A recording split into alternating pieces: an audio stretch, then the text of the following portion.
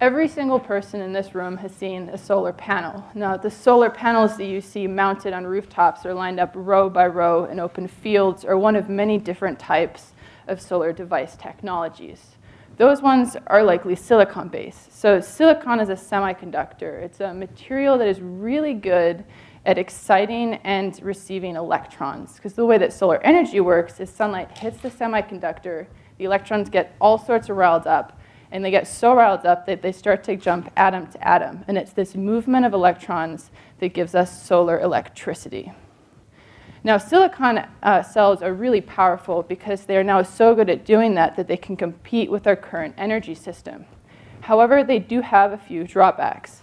They're rigid, they're fragile, and they're opaque, which means that there are certain structures that they can't be mounted on and certain markets that they can't enter.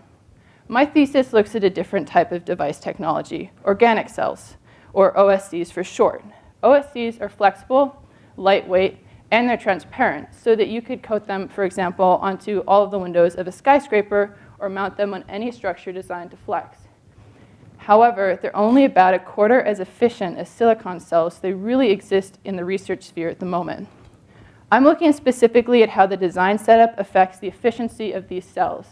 And what I look at is the active layer. This is the semiconductor layer where all of the electrons are actively moving around. The literature suggests that different thicknesses of this layer will give us different energy yields. Now, the way that we build this layer is we put several liquid drops of semiconductor on a glass slide. We spin it really quickly at a set speed. The thinner the layer, the higher the set speed. And these layers are usually at the nanoscale. So the first part of my thesis, I figured out what spin speeds correlated with which thickness. I now have 15 fully built solar cells with 5 distinct layer thicknesses that I can shine a light on and measure the energy yields. The data is still being gathered, so I cannot yet definitively tell you what layer thickness gives us the highest energy, so I will leave you with this.